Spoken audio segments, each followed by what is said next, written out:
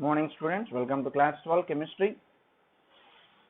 In this session we will discuss about conductance of electrolytic solutions.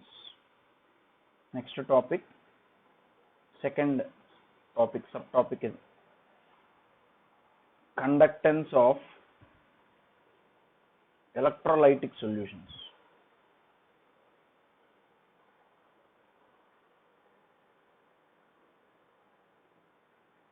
Conductance of electrolytic solutions.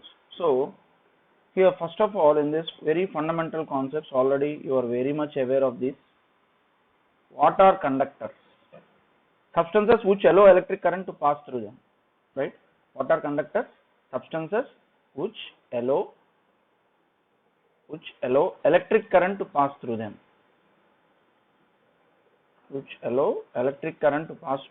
We call them as conductors. So here, what are insulators? So you can take best example for conductors, all metal, copper, silver, tin, like this you can take. And now what are insulators? Substances which don't allow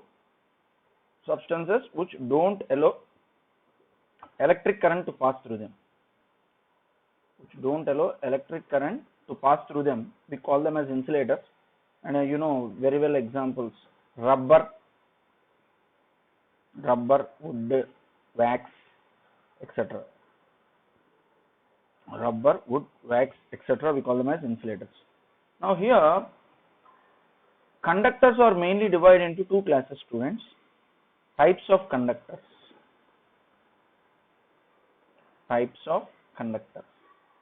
So coming to this first type, we have to discuss about metallic, or you can call them as electronic conductors.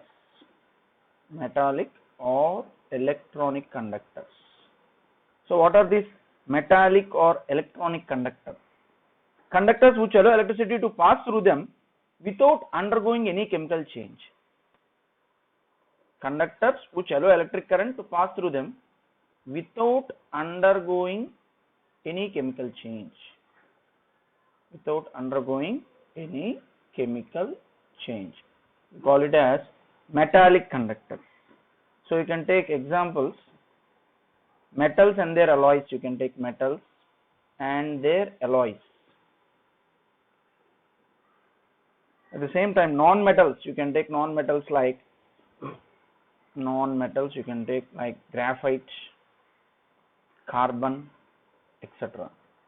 So here these are examples of electronic conductors. Now the flow of electric current through electronic conductors is mainly due to conduction of electronic conductors is due to flow of electrons in the metal atoms. So conductivity is due to flow of electrons. Conductivity of electronic conductors is due to mainly reason flow of electrons. So now the electronic conduction mainly depends on what factor? So electronic conduction depends on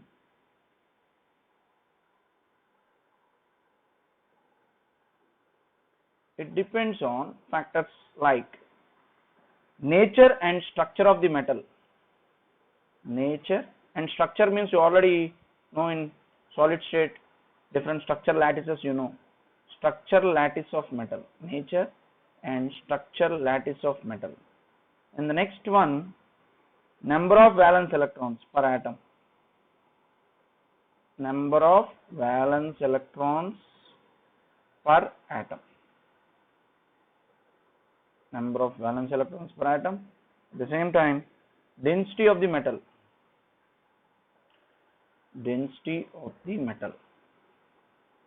Next, temperature. So electronic conduction depends on these factors. So next, brief description related to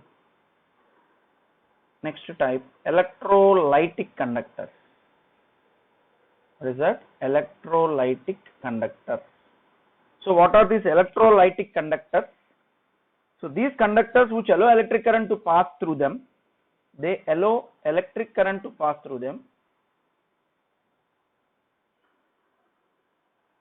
they allow electric current to pass through them in their molten state or in aqueous solution by undergoing a chemical composition. So here compulsory these conductors allow electric current to pass through them in either in molten state or in aqueous state by undergoing a chemical change, by undergoing a chemical decomposition. Compulsory they undergo decomposition. They undergo a chemical decomposition. Such a type of conductors we call them as electrolytic conductors.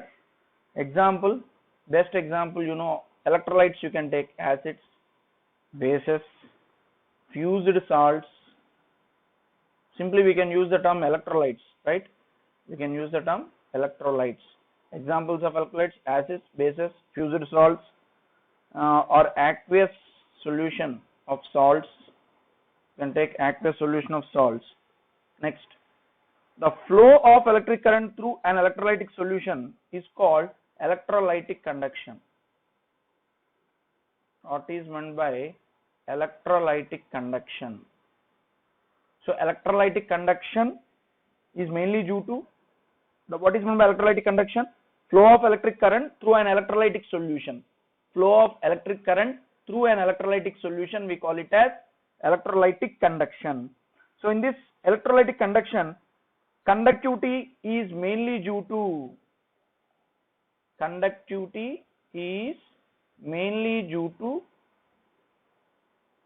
flow of ions. That is important.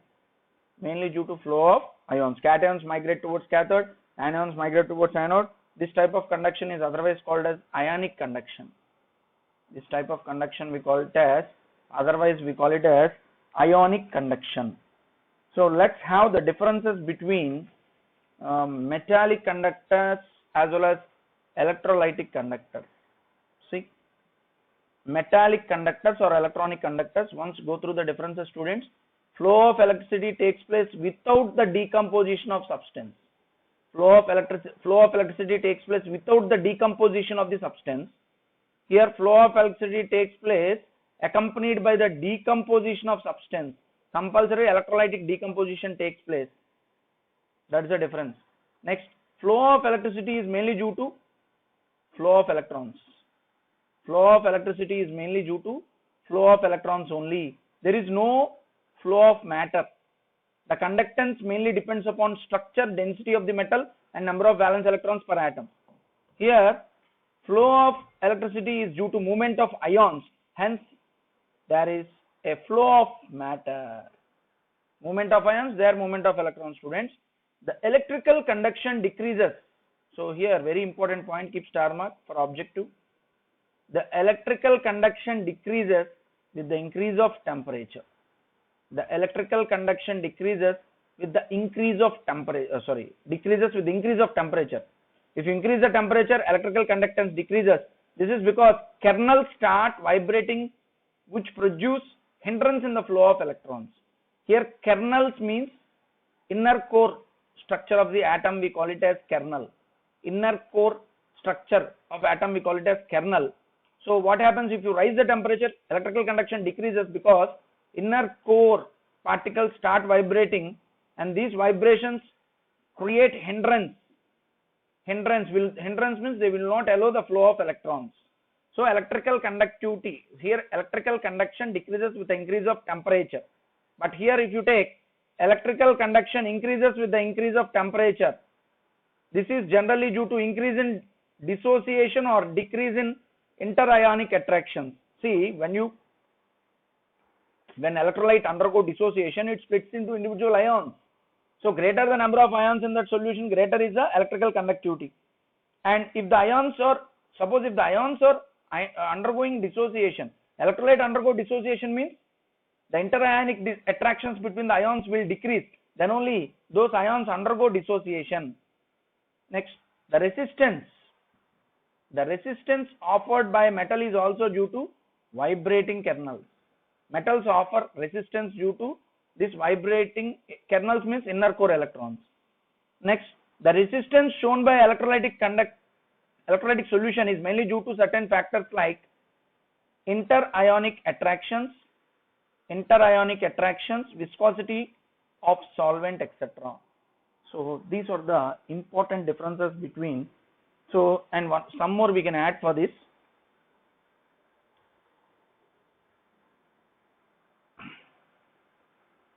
Faraday's law is not allowed in this. Faraday's law, we will discuss. Faraday's law is not allowed in electronic conduction. Already we have discussed Faraday's first and second law, na? So in this, Faraday's law, Faraday laws are allowed. Okay. So here in this case, resistance of electronic conduction, this resistance increases with increase in temperature. In this case, resistance is directly proportional to temperature. In this case, resistance is inversely proportional to temperature. That is a key point. Main difference, resistance of electronic conductor increases with increase of temperature. Resistance of electrolytic conductor decreases with the increase of temperature. Decreases with the increase of temperature. Now, factors here, let us discuss one theory, that is, what is the theory called? Arrhenius theory of electrolytic dissociation.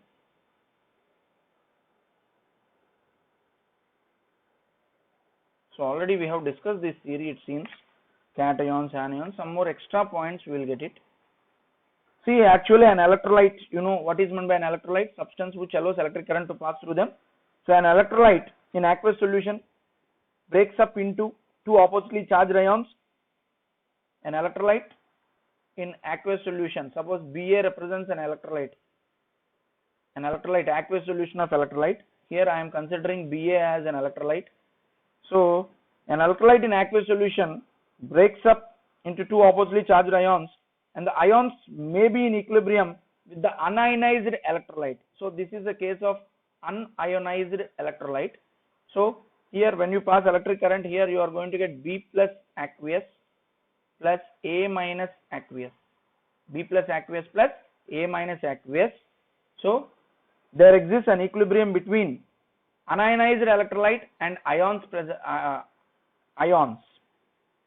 after dissociation. There exists an equilibrium between unionized electrolyte and individual ions present in the solution. Now the process of decomposition of electrolyte into ions is called, what we call that process? Ionization, or you can call it as dissociation of an electrolyte. Ionization or dissociation. What is meant by ionization or dissociation of an electrolyte? The process of decomposition of an electrolyte into individual ions, we call it as ionization or dissociation of an electrolyte. See, the fraction of total number of molecules of the electrolyte which ionize in the solution is called degree of dissociation. Very important term, students. What is meant by degree of ionization or degree of dissociation? The degree of dissociation of an electrolyte is denoted by alpha. So degree of dissociation of an electrolyte, it is the fraction of total number of molecules of the electrolyte which ionize in the solution is called degree of dissociation. It is a fraction of total number of molecules of the electrolyte which ionize in the solution. How much fraction of electrolyte underwent ionization? That is nothing but degree of dissociation. So degree of dissociation is equal to number of molecules dissociated into ions, number of molecules dissociated into ions divided by total number of molecules of the electrolyte. So total number of molecules of the electrolyte. So how many molecules of electrolyte underwent dissociation? That fraction of molecules of electrolyte that underwent dissociation. So that is nothing but degree of dissociation. So number of molecules of electrolyte dissociated into ions divided by total number of molecules of electrolyte, that is called degree of dissociation. And degree of dissociation alpha. So degree of dissociation alpha value, it mainly depends on nature of the electrolyte. It mainly depends on nature of the electrolyte, at the same time nature of the solvent, nature of the electrolyte, nature of the solvent, and temperature. So in case of strong electrolytes, suppose if you consider that one as a strong electrolytes, in case of strong electrolytes, you can take it as alpha is equal to 1. In case of weak electrolytes,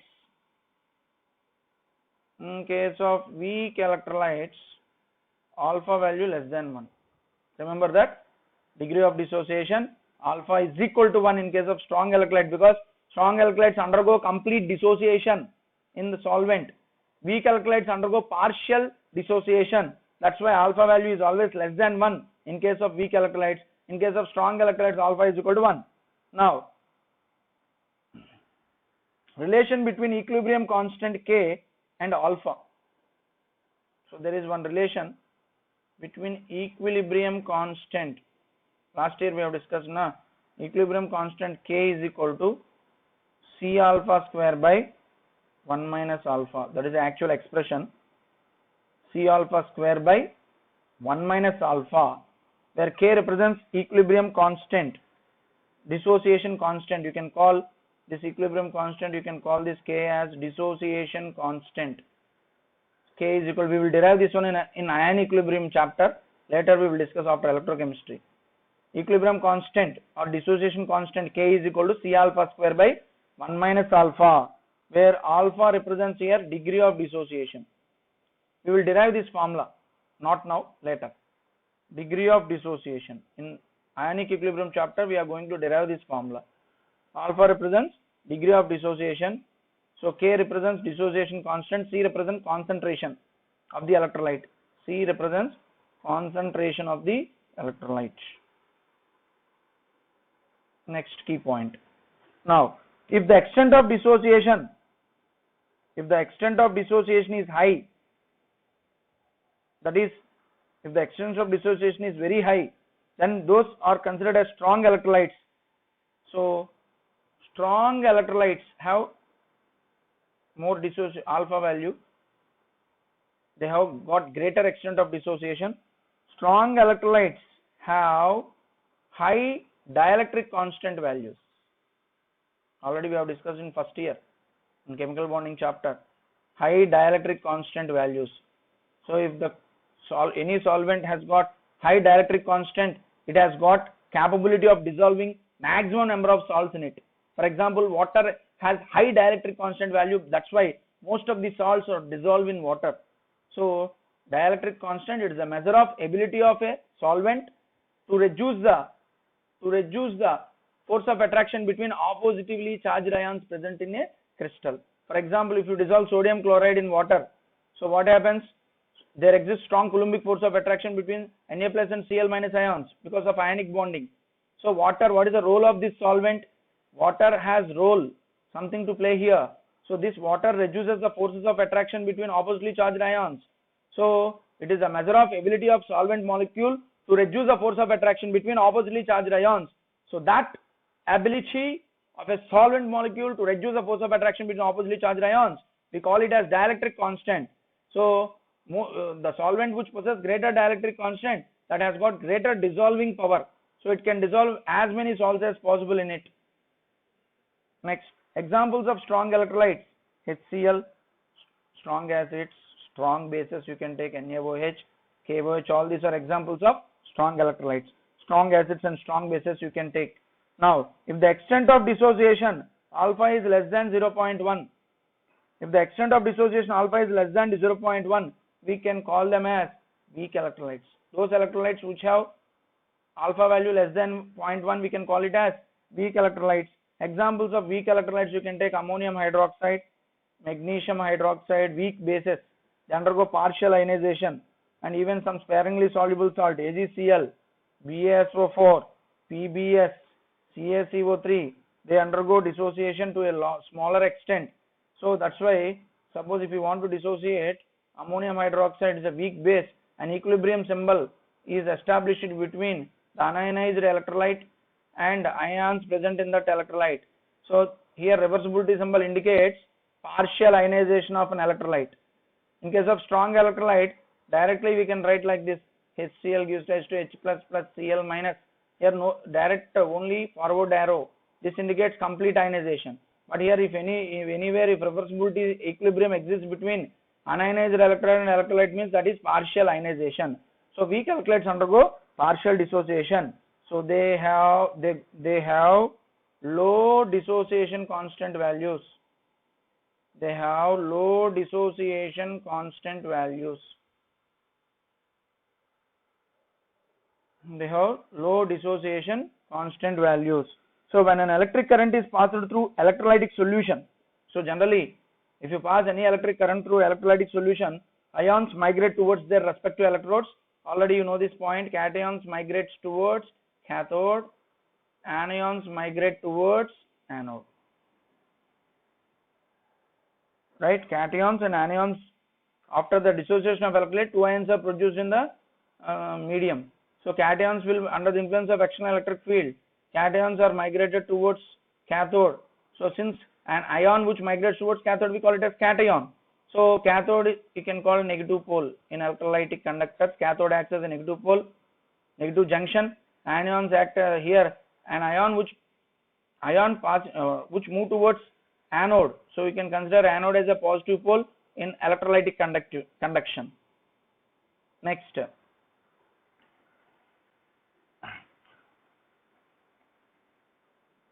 See here, whatever the ions that are discharged,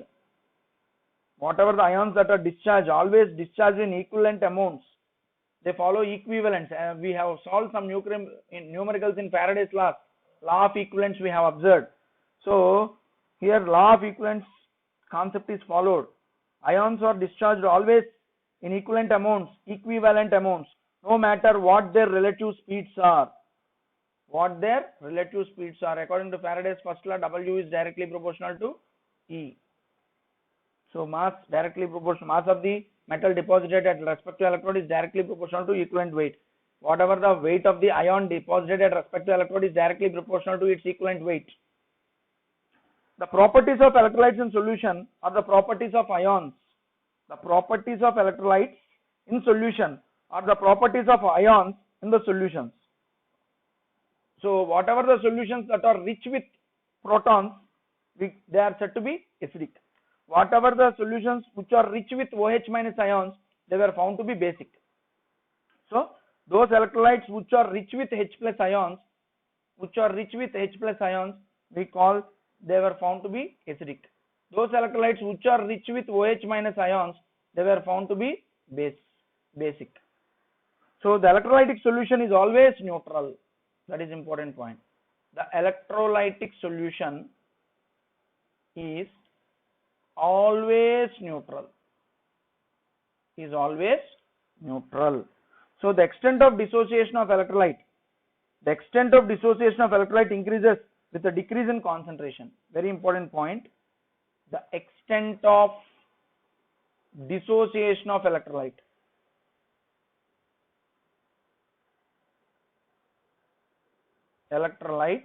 increases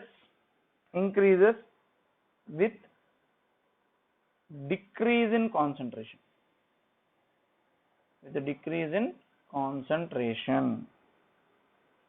So extent of dissociation of electrolyte increases with the decrease in concentration.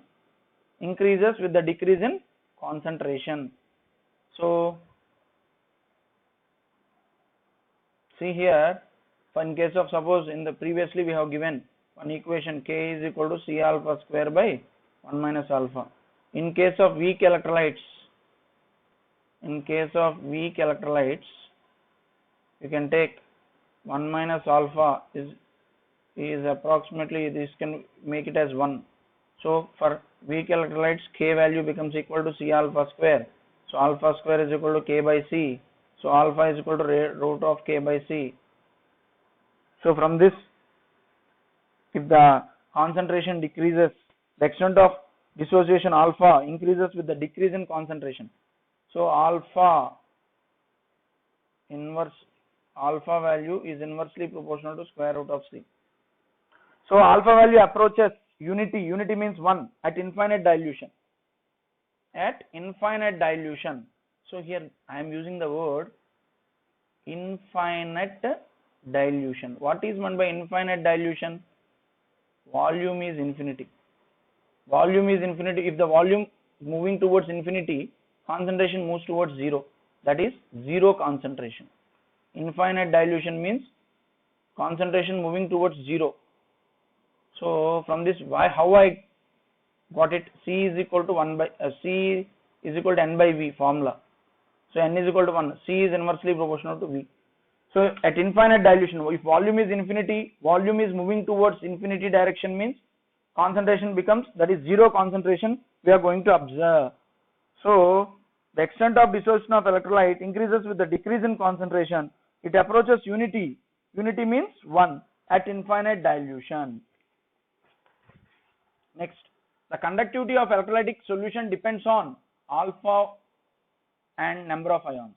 So any conductivity value, conductivity of electrolytic solution, depends on alpha value and number of ions present in the solution. Both alpha and number of ions present in the solution. So these are the important, students.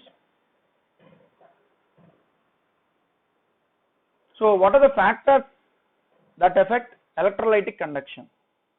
We will have, what are the factors affecting electrolytic conduction?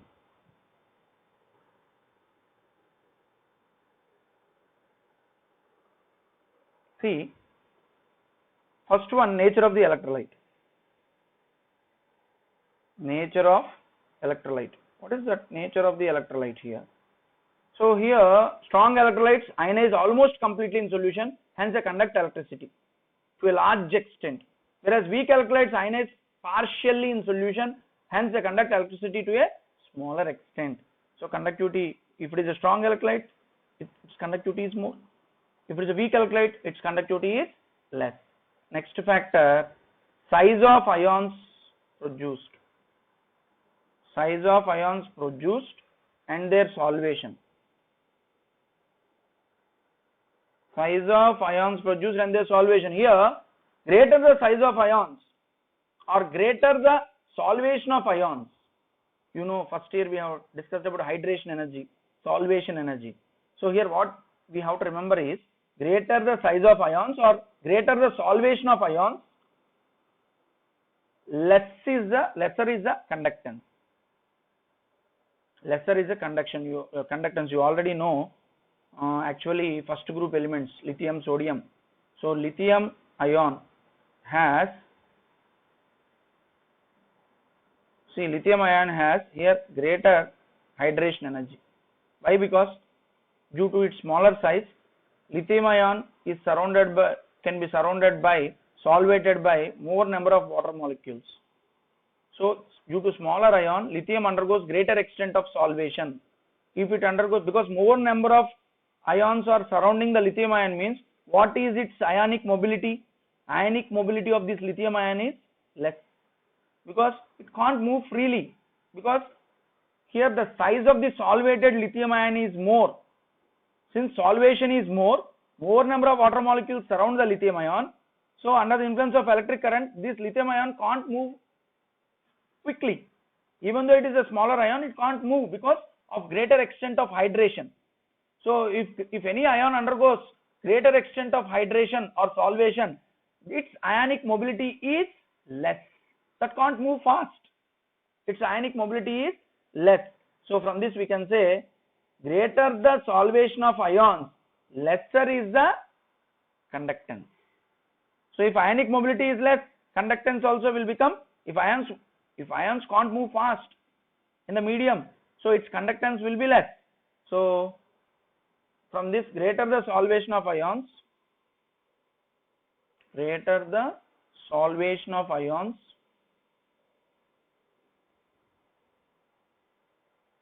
lesser is the conductance. Next, nature of the solvent and viscosity. Nature of the solvent, and other factor is viscosity factor. See here, electrolytes ionize more in a polar solvent whose dielectric constant is more. Electrolytes ionize in more polar solvents, hence greater the polarity of the solvent, greater is the ionization, and greater is the conductance. So generally polar solvents, electrolytes ionize more in polar solvents because polar solvents possess greater dielectric constant value. So greater the polarity of solvent, greater the polarity of solvent, greater the ionization of electrolyte, greater the ionization of electrolyte, greater is the ionic conductance, greater is the ionic conductance. Similarly, greater is the viscosity of a solvent, lesser is the ionic conductance. Greater is the viscosity of a solvent, lesser is the conductance. Lesser is the conductance. Next factor you can take concentration of solution. So coming to the point of concentration, you know the formula, C is equal to N by V, number of moles of solute by volume in liters. So here higher is the concentration of solution, lesser is the conduction. Remember, concentration is more means lesser is the conductance.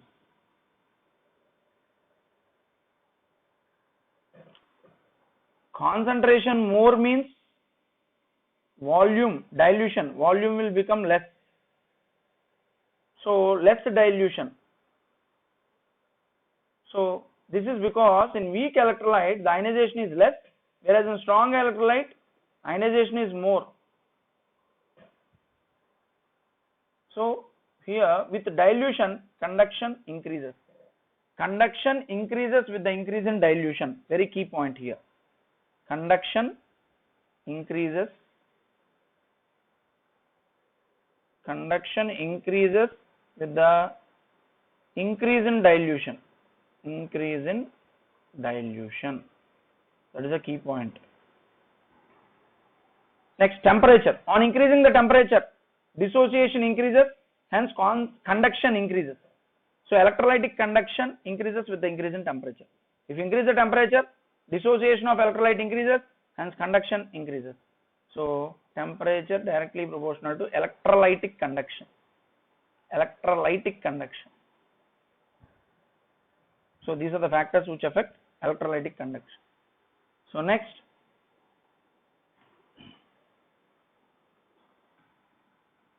okay students, so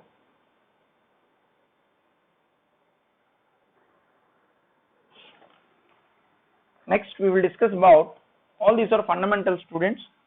I am going to discuss about differences. Already we have completed now. Okay.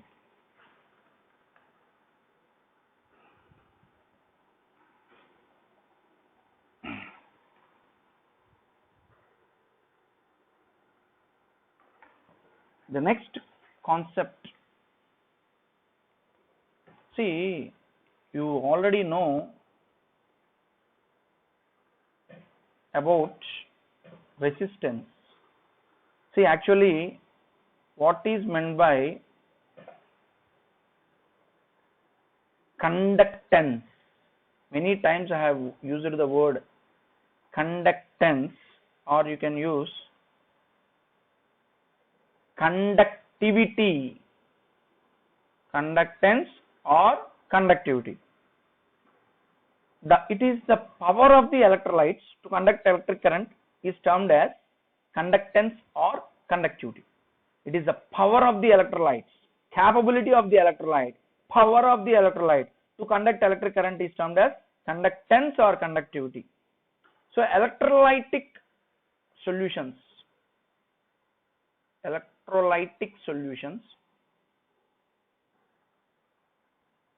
obey Ohm's law.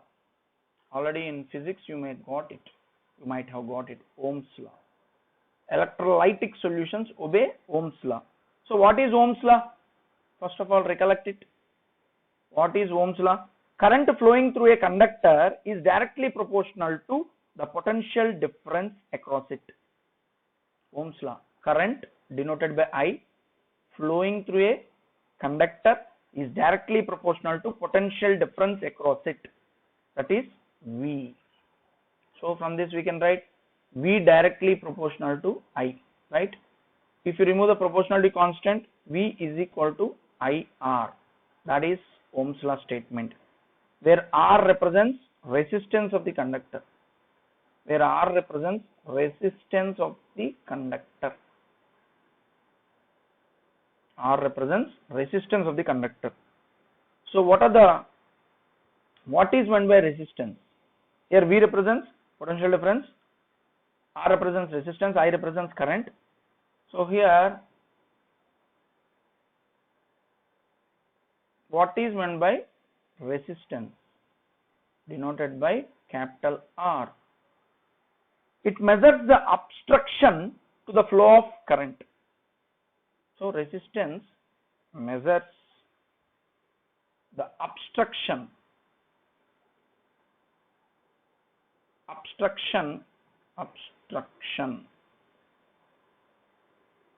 to the flow of current. Current means I. So what are the units of resistance? So from this you can write R is equal to V by I. So here volts per ampere. So volts per ampere can be written as ohms. So in terms of SI system, here what are the units of resistance in terms of SI units? That is kg meter square per S cube A square.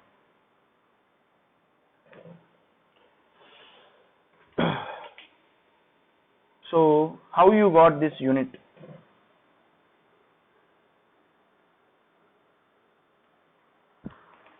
You know units and dimensions. From that you can frame this AG.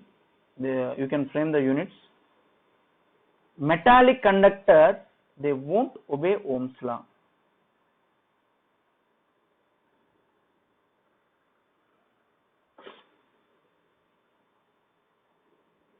See how to do this one.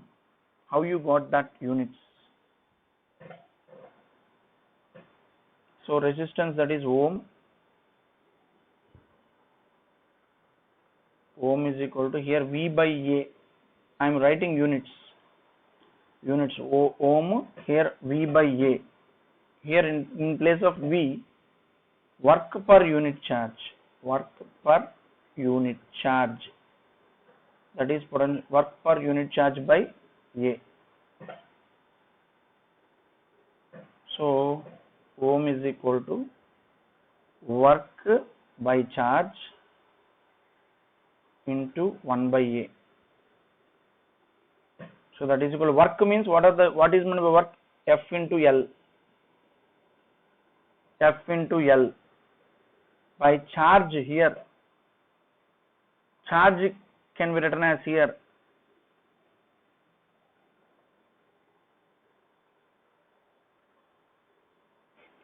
A I am writing amperes into S into A into S into, already see here in place of, we will discuss this later, students. We will derive it later. Okay, thank you.